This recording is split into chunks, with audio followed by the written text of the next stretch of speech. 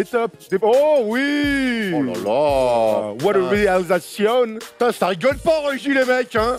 Quatrième Dès qu'on vidéo arrête du le jour. Ricard, c'est quand même mieux, hein. Quatrième vidéo du jour. Merci Sully pour ce superbe plan de maillot. Puisqu'on rappelle ce soir à 4h30, nos deux potes, là, les deux vieux de la vieille, les deux brothers de Miami. Juste, ce plan-là, il sert pour les cartes Yu-Gi-Oh! Ouais, tout à C'est quand fait. même mieux pour Dwayne Wade et LeBron James. Mais bon, écoute, hein, tu verras ça avec Zulu. Ce soir 4h30 à Los Angeles, donc un Lakers hit, sachant qu'hier, Dwayne Wade a fait gagner son équipe en sortie de banc, il a mis 25 pions. Hein, parce qu'il est increvable. C'était hier, non? Ouais, avant-hier, je sais plus, c'est le jet lag. Samedi soir. Samedi soir, tout à fait. Bref, nos tops, nos flops de ce début de saison, des joueurs, des équipes, des moments, des stats, des perfs, plein de choses. Alors, ce sera pas la défense hein, dans mes tops, mais on va commencer tranquillement avec le premier mec qui nous vient à l'esprit. C'est le MVP, d'après moi, de ce début de saison. C'est Kawhi Leonard qui réussit parfaitement ses premières semaines du côté du Canada. On est d'accord? Et dire qu'on doutait. Du niveau? Non, pas du niveau, mais de son retour. Quelle image il va avoir après avoir joué 9 ou 11 matchs la saison dernière et cette espèce de clash encore incompréhensible aujourd'hui entre lui et les Spurs, un flou incroyable. Et puis son arrivée à Toronto, qui aurait mis un euro, $1, j'ai envie de dire, sur l'arrivée sur l'arrivée de Kawhi Leonard à Toronto. Surtout que, souvenez-vous, quand il est tradé, il y a les rumeurs de dire, et je crois que c'était vrai, il a dit mais moi je vais jamais jouer pour Toronto. Et je pense que là, son équipe autour de lui, c'est les gens qui le gèrent, ils ont dit gros, au bout d'un moment, il va falloir que tu t'y mettes parce que c'est compliqué. Et finalement, on a l'impression que ça fit parfaitement très vite. Honnêtement, il est free agent cet été, mais j'ai envie de dire, ça se passe tellement bien, je serais même pas surpris qu'il re-signe l'été prochain. Surtout s'ils font une finale NBA, hein. Puisque leur objectif, pour l'instant, moi, c'est ça. Alors, ils ont perdu hier face à Milwaukee, mais pour l'instant, c'est mes favoris de l'Est. C'est ceux qui sont le plus en avant sur les autres. On a parlé de Milwaukee il y a quelques secondes, mais clairement, pour moi, au vu du bilan, au vu de ce qu'on a vu défensivement, ils sont incroyables. Et que Kawhi Leonard est une superstar des deux côtés du terrain. Et ça, c'est quand même un truc. J'ai pas envie de dire que. Le best two-way player. Complètement. Tu sais, alors, ça faisait un an qu'on l'avait pas vu. Hein, et je crois que quelque part, au fond de moi, on avait oublié à quel point il était si fort. N'oublions pas que c'est lui la kryptonique, je sais plus à qui on parlait de ça, c'est lui la kryptonique de KD par exemple, c'est même pas LeBron. C'est Kawhi Leonard qui est capable de regarder que KD lui dit regarde, je vais être meilleur que toi. C'est même pas LeBron. Tu sais, c'est bizarre à dire que LeBron est encore le meilleur joueur du monde, mais Kawhi a ce truc-là, ce truc tueur dans les yeux, ce truc froid, ce truc même robotique par moment dans son flow. Il est tellement fort. C'est son personnage qui est comme ça, il ne laisse rien transparaître. D'ailleurs, quand il rigole, chaque fois, ça fait des gifs. Mais attends, ne dis pas qu'on a la vidéo. Ça fait des gifs incroyables. On l'a, j'espère. Oh oui, mon polo. Oh oui, mon polo. And what would you like people to know about you? I'm a fun guy. Obviously, I love the game of basketball. I mean, it's just more questions you have to ask me in order for me to tell you about myself. I just can't give you a whole spiel. I don't even know where you're sitting at.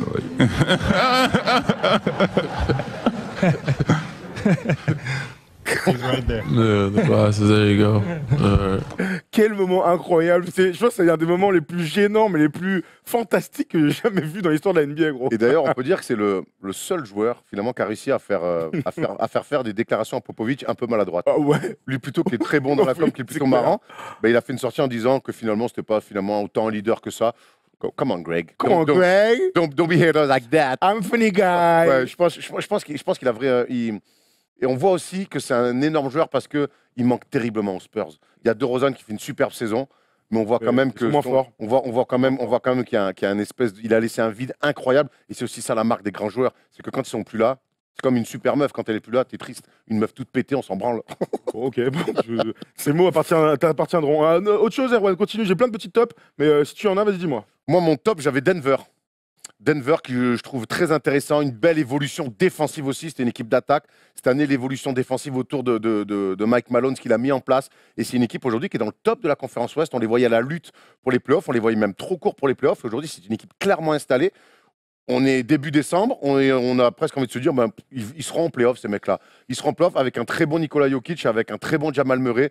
Gary Harris qui est blessé en ce moment, mais pareil, qui fait des bonnes saisons. Il y a des mecs qui confirment une équipe qui évolue. Et moi, je suis séduit vraiment par ces Nuggets sur ce début de saison, qui sont d'ailleurs aussi allés s'offrir les Raptors au Canada. Moi, le truc de cette équipe de Denver, c'est que je la mets dans un package où il y a beaucoup d'équipes dans cette conférence Ouest qui est cataclysmique. Je la mets évidemment. Hein, des équipes comme. Je les mets avec Memphis, je les mets avec les Clippers, je les mets avec Portland, je les mets avec les Pelicans, je les mets avec les Timberwolves. Alors oui, aujourd'hui, Memphis est 3e de la conférence Ouest à 17 victoires. Denver. J'ai dit quoi Memphis. Pardon. Denver est à 17-9. Et par exemple, Minnesota est 11e de la conférence Ouest. Ils sont à 13-13 à 3 matchs. Donc j'ai le problème de tout ça, c'est qu'il y a beaucoup trop de bonnes équipes dans la conférence Ouest pour avoir... Il n'y a que 8 élus à la fin. Et donc il y aura forcément des déçus. Et ouais, même si c'est quand tu me parles top, des Pelicans, je trouve plus fort que les Pelicans. Quand tu me parles de Minnesota, je trouve plus fort que Minnesota. J'entends. Mais le problème, c'est qu'un quand mois et tu me parles demi... des Clippers, même qui font un super début de saison, J'entends. plus fort que les Clippers, mieux armés, plus de profondeur. On rappellera que, je vois, attention aux blessures, Gary Harris va manquer 3 à 4 semaines. Attention, fracture du gros doigt de pied pour notre ami Paul Millsap. Attention, ça peut aussi freiner dans cette progression et dans cette quête des résultats. Je vous répète, moi d'ailleurs, dans mon top, je pense que c'est cette conférence Ouest en général qui est complètement ouf. On rappelle que Houston, qui va être dans les flops dans quelques secondes, est à 11-14. À 11-14. 11-14, quand tu es à la conférence Est, bah, tu es 9e. Quoi. Tu vois, c'est complètement fou de se dire qu'il y ait autant de très très bonnes équipes dans la conférence Ouest aujourd'hui, encore plus qu'avant. Voilà, c'est mon top de la conférence Ouest et de toutes ces bonnes équipes, les Clippers qu'on a vu en vrai, qui nous régalent, mais qui, forcément, il y en a quelques-unes qui seront trop courtes. Sinon, ce sera trop simple. Ouais, mais je pense que Denver et les Clippers, d'ailleurs, feront partie du bon wagon. Et ben, j'ai hâte que tu me passes les 8, tu vas voir que tu vas les enlever. On enchaîne, évidemment, un énorme top de ce début de saison. C'est Luka Doncic, je sais même pas, j'ai même plus les mots, tellement il est extraordinaire. Tu pas le shérif Aluna? Elle a souvent les mots. Ouais. Enfin, c'est pas lequel les mots, le problème, c'est que mais et qui sont mariés en général, avec quelqu'un d'autre. Hein. C'est pas les meilleurs des mots. Hein. J'ai envie de te poser cette question parce que j'ai vu Arnaud Lecomte de l'équipe qui a posé cette question sur Twitter. Luka Doncic est extraordinaire, rookie de l'année, magnifique, meilleur européen, bla, on peut en discuter des milliers des cents. Est-ce que, d'après toi, avec le bilan de 13-11, Luka Doncic, si ça s'arrêtait aujourd'hui les votes, il serait au All-Star Game? J'espère. C'est pas une réponse. Non, mais j'espère et bien sûr qu'il doit y être. Par les stats, par la manière et par le bilan. Ça fait 3. Pour moi, ça fait. Il remplit ce cahier des charges-là. Stats, manière et bilan. Aujourd'hui, si on doit envoyer un mec des Mavs au All-Star Game, c'est Luka Doncic. Il n'y a pas photo là-dessus.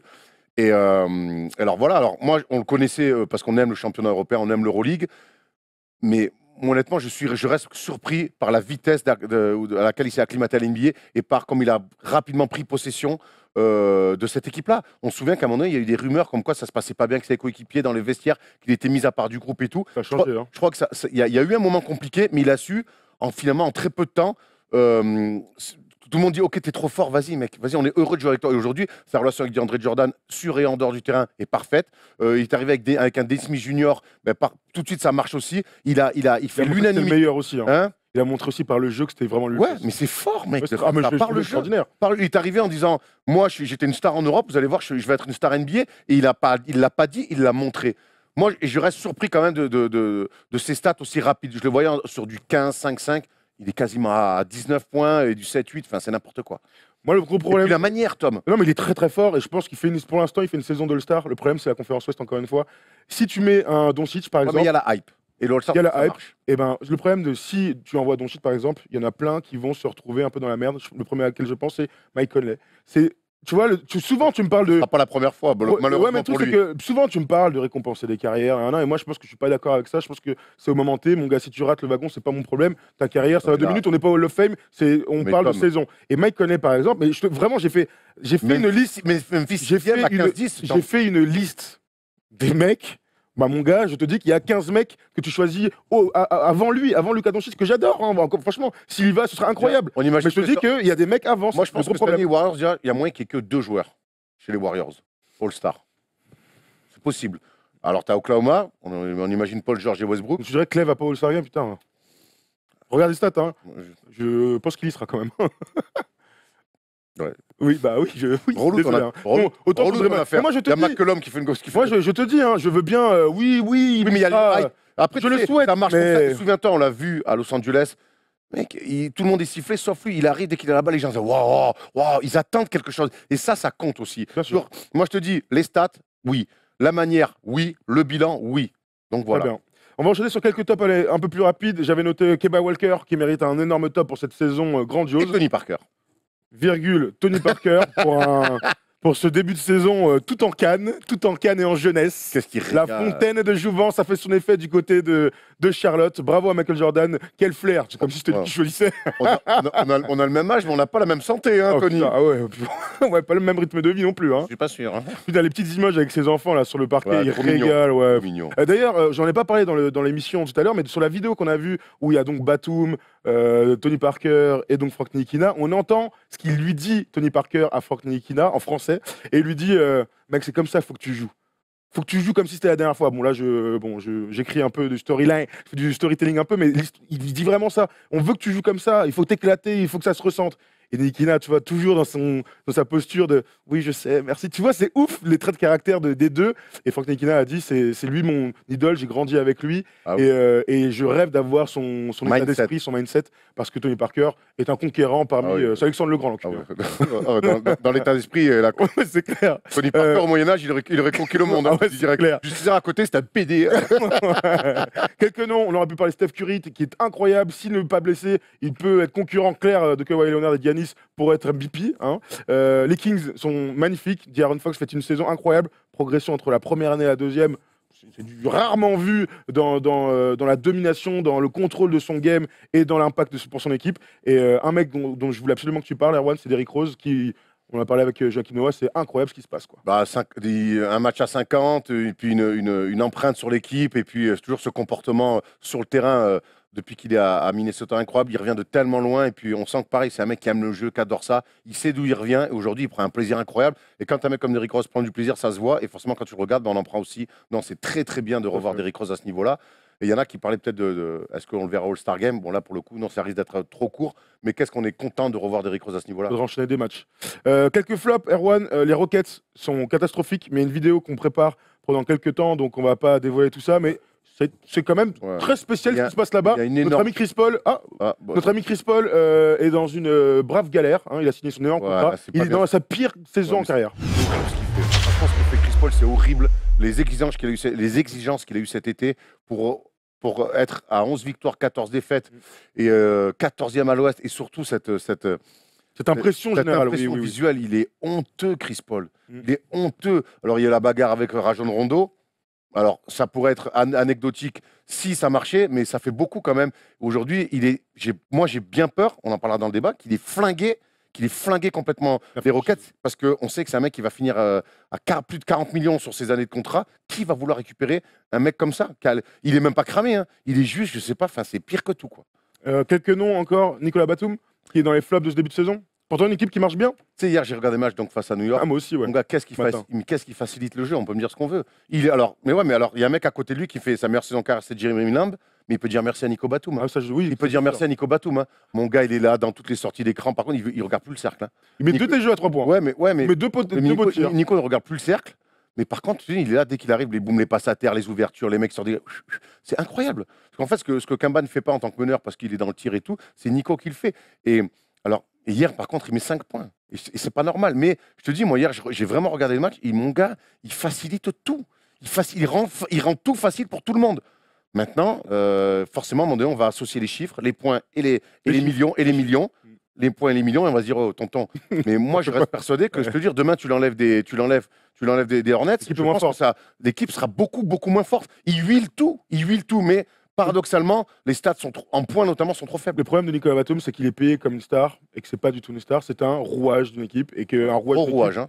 Un rouage d'une équipe, un rouage, ça porte un nom. S'il n'y a pas le rouage, ça déconne, sauf que tu n'es pas payé pour faire des petites passes à terre. Le registre n'est pas le même, mais l'importance est la même. Je le compare à Draymond Green, par exemple, tu vois, qui est un mec qui. Mais Draymond Green arrive à faire plus de chiffres en points. Il faut que Nico vraiment se rapproche au moins des 10 points.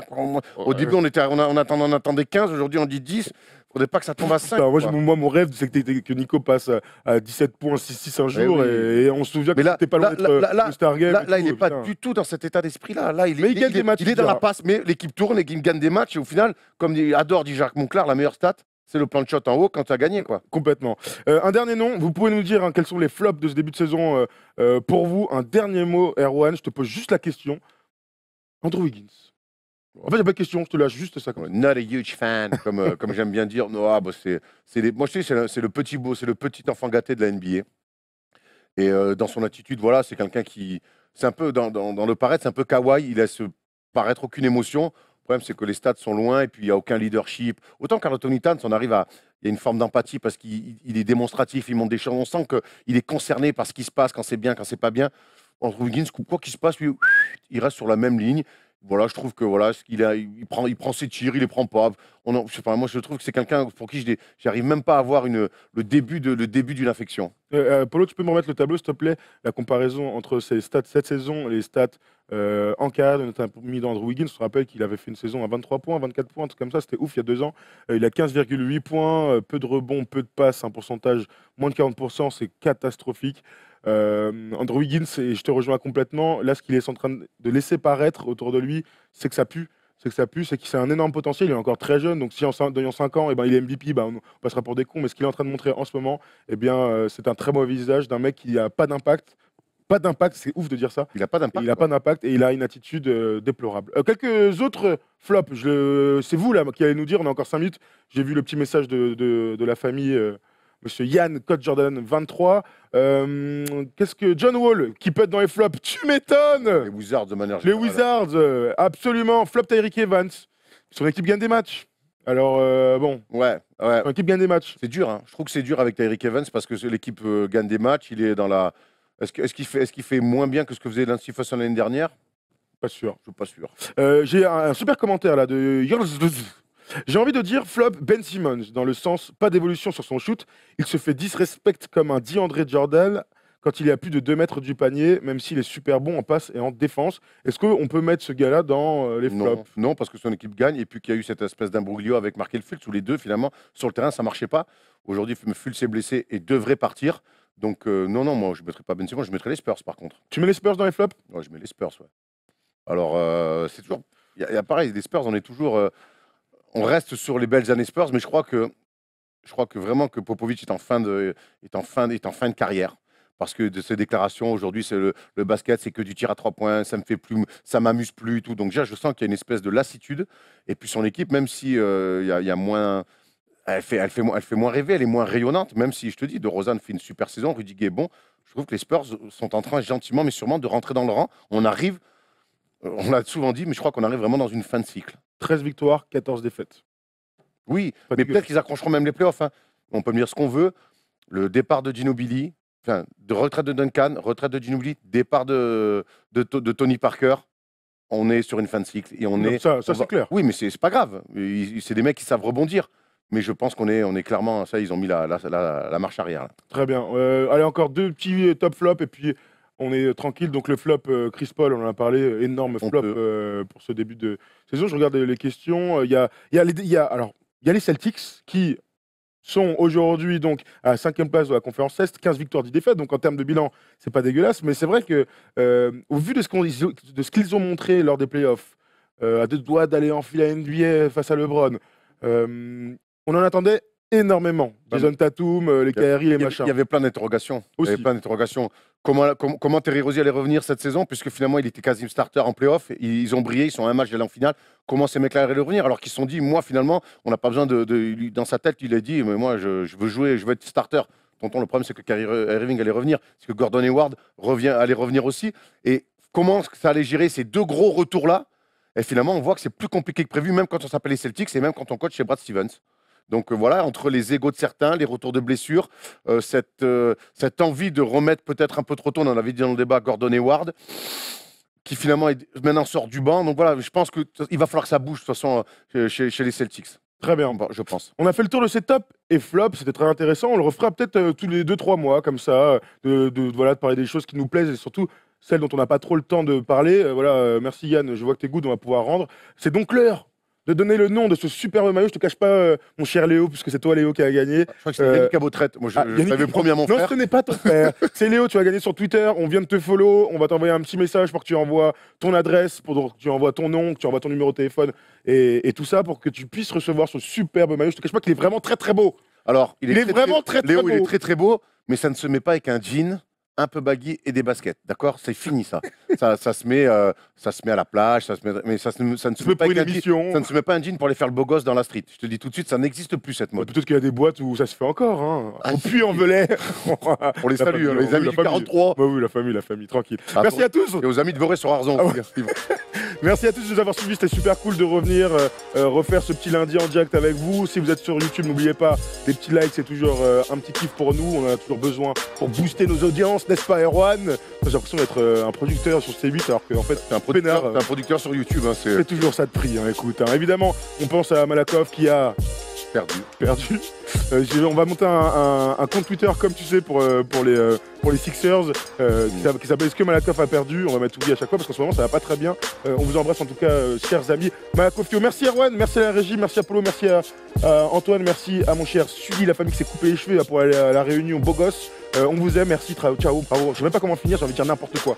Au revoir. Au revoir. Ça suffit. Au revoir. Michel Drucker. Au revoir. Salut.